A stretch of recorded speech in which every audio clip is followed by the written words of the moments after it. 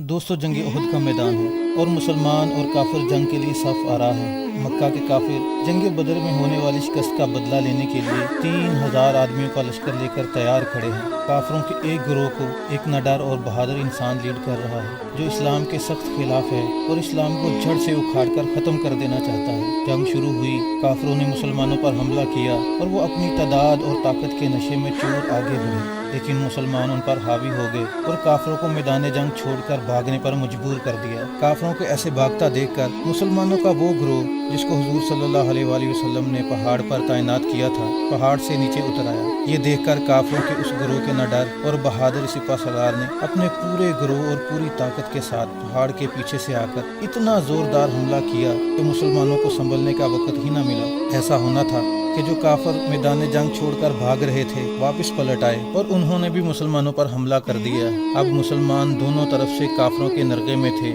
اور وہ اپنا جنگ بدر کا بدلہ پورا کر رہے تھے، مسلمانوں کو بے دردی سے شہید کر کر کے۔ اس اچانک حملے کی وجہ سے بہت سے صحابہ رضی اللہ تعالی عنہ شہید ہو گئے۔ حضور صلی اللہ علیہ وآلہ وسلم کے بہت پیارے چچا حضرت حمزہ رضی اللہ تعالی عنہ بھی اس حملے میں شہید ہو گئے اور حضور صلی اللہ علیہ وآلہ وسلم کے دندان مبارک بھی شہید ہوئے۔ مختصر یہ کہ مسلمانوں کو حضور صلی اللہ علیہ وآلہ وسلم کی بات نہ ماننا اور کافروں کے اس نڈر اور جانباز سپہ سالار کی بر وقت حکمت عملی سے بہت سارا جانی اور مالی نقصان اٹھانا پڑا، اور مکہ کے کافر یہ نعرے لگاتے ہوئے ہم نے بدر کا بدلہ لے لیا خوشی خوشی واپس لوٹ گئے۔ آج شام مکہ کے ہر گھر میں اس سپہ سالار کی بہادری کا بول بالا تھا، ہر کوئی اس کی جرت اور بہادری کے گیت گا رہا تھا، اس کی واہ واہی تھی اور اس کا ہی نام تھا۔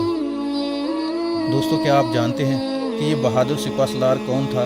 جس نے مسلمانوں کے پنجے اکھاڑ دیے تھے جنگ احد میں، اور اسلام آنے کے تقریباً 19 سال بعد تک بھی اسلام کا دشمن تھا، اور اس کی ہر جا کوشش تھی کہ اسلام کو بڑھنے اور پھلنے پھولنے سے روکے؟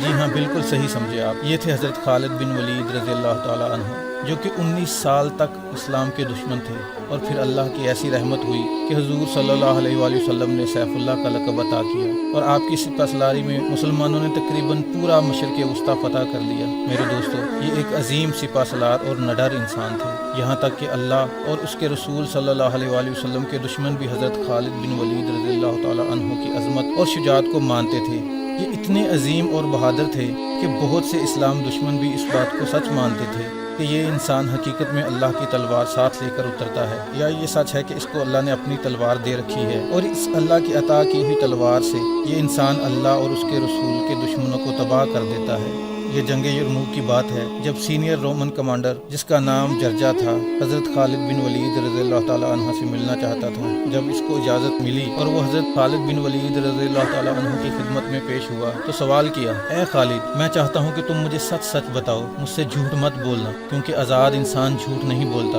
اور پھر اس نے پوچھا، اے خالد، کیا سچ میں اللہ تعالیٰ نے آسمان سے ایک تلوار تمہارے نبی کو عطا کی تھی، اور وہی تلوار تمہارے نبی صلی اللہ علیہ وآلہ وسلم نے تم کو دی ہے، جس سے تم اپنے دشمنوں کو نیست و نابود کر دیتے ہو جب بھی وہ تمہارے مد مقابل ہوں؟ تو خالد بن ولید رضی اللہ تعالی عنہ نے نہ میں جواب دیا، اور پھر اس کو جنگ موتا میں ہونے والا سارا واقعہ بتایا جب آپ رضی اللہ تعالی عنہ کے ہاتھوں سے دشمن کے خلاف جنگ لڑتے ہوئے 9 تلواریں ٹوٹی تھی، اور حضور صلی اللہ علیہ وآلہ وسلم نے آپ کو سیف اللہ کا لقب عطا کیا تھا۔ اب وہ کمانڈر آپ کی سچ بات بولنے پر اس قدر متاثر ہوا کیونکہ وہ سمجھتا تھا کہ آپ کو اللہ نے تلوار عطا کی ہے، لیکن خالد بن ولید رضی اللہ تعالی عنہ نے سچ بتا دیا کہ تلوار عطا نہیں کی گئی، بلکہ شجاعت اور بہادری سے لڑنے کی وجہ سے یہ لقب ملا ہے۔ تو وہ اس سچ سے اتنا متاثر ہوا اور اس کے دل پہ حق گوئی کا ایسا اثر ہوا کہ اس نے اگلا سوال پوچھا، اے خالد، مجھے بتاؤ تم کس دین کی دعوت دے رہے ہو؟ تو خالد بن ولید رضی اللہ تعالی عنہ نے فرمایا کہ میں ایک اللہ کی دعوت دیتا ہوں، اور جس دین کی دعوت دیتا ہوں وہ اسلام ہے، اس اللہ کی عبادت کی دعوت دیتا ہوں جو عرش اور کرسی کا مالک ہے، تم کو پیدا کرنے والا ہے اور مجھ کو پیدا کرنے والا ہے۔ میں ایمان اور اسلام کی دعوت دیتا ہوں، میں محمد صلی اللہ علیہ وآلہ وسلم کی طرف بلاتا ہوں، میں محمد صلی اللہ علیہ وآلہ وسلم کی طرف دعوت دیتا ہوں کہ وہ اللہ کے آخری رسول اور نبی ہیں۔ تو پھر جرجا نے کہا، اے خالد، مجھے بتاؤ جو ایمان لے آئے اور کلمہ پڑھ لے تو اس کے لیے اسلام میں کیا مقام ہے؟ اب خالد بن ولید کی دانائی اور عقل مندی دیکھیے، کیا ہی خوبصورت جواب دیا۔ کہا اے جرجا، میرا دین بہت ہی خوبصورت ہے کہ اس میں ہر کوئی برابر ہے۔ سبحان اللہ۔ کالا، گورا، عربی، اجمی، امیر، غریب، میرے دین میں جب اللہ اور اس کے رسول کی تعلیمات کی بات آتی ہے اور اللہ اور رسول کی اطاعت کی بات آتی ہے تو ہم سب برابر ہیں۔ جیسے ایک غریب اللہ کے سامنے جھکتا ہے ویسے ہی محل کا ایک بادشاہ اللہ کے سامنے جھکتا ہے۔ جیسے ایک غریب روزہ رکھتا ہے ویسے ہی ایک بادشاہ روزہ رکھتا ہے۔ جیسے ایک آدمی کو نیکی کرنی ہے ایسے ہی دوسرے کو بھی نیکی کرنی ہے۔ یہ ہے مقام ہمارے دین میں ہر کسی کا۔ اسی لیے اقبال نے کہا، ایک ہی صف میں کھڑے ہو گئے محمود و ایاز، نہ کوئی بندہ رہا نہ کوئی بندہ نواز۔ اب اس کمانڈر کا آخری سوال، اے خالد مجھے بتاؤ، اگر کوئی کلمہ پڑھ لے اور اسلام قبول کر لے تو کیا اس کو وہ مقام ملے گا؟ کیا اس کو وہ اجر و ثواب ملے گا جو تم کو ملا ہے؟ تو خالد رضی اللہ تعالیٰ عنہ نے کہا، در حقیقت مجھ سے زیادہ اجر و ثواب ملے گا۔ جرجا نے پوچھا، وہ کیسے زیادہ اجر و ثواب پائے گا جس نے بعد میں کلمہ پڑھا ہو؟ تو سبحان اللہ، کیا ہی خوبصورت جواب تھا خالد بن ولید رضی اللہ تعالیٰ عنہ کا۔ کہا، بعد میں کلمہ پڑھنے والا ہم سے زیادہ اجر و ثواب اس لیے پائے گا کیونکہ ہم نے اللہ کے نبی کو اپنی آنکھوں سے دیکھا ہے۔ ہم نبی صلی اللہ علیہ وآلہ وسلم سے ملے ہیں، ہمیں ان کی قربت نصیب ہوئی ہے۔ ہم اللہ کے نبی صلی اللہ تعالیٰ علیہ وآلہ وسلم سے بات کر سکتے تھے، ہم ان سے کسی مسئلے کے بارے میں سوال کر سکتے تھے اور اللہ کے نبی صلی اللہ علیہ وآلہ وسلم ہماری پیاس بجھاتے تھے ہمارے سوالوں کا جواب دے کر، اور ہم نے اپنی آنکھوں سے اللہ کے معجزوں کو دیکھا ہے، جبکہ تم لوگوں نے نبی صلی اللہ علیہ وآلہ وسلم کو نہیں دیکھا۔ آپ لوگ اللہ کے نبی سے کبھی نہیں ملے، نہ کبھی ان سے سوال کیا ہے اور نہ ہی اللہ کے معجزوں کو اپنی آنکھوں سے دیکھا ہے، لیکن پھر بھی ایمان لائے اور کلمہ پڑھا۔ خالد بن ولید کی اس بات کا اثر کمانڈر پر ایسا پڑا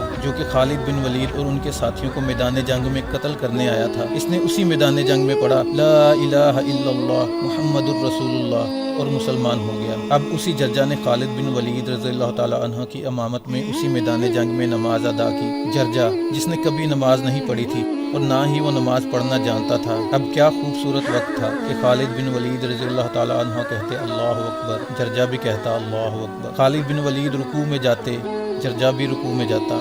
خالد بن ولید سجدے میں جاتے، جرجا بھی سجدے میں جاتا۔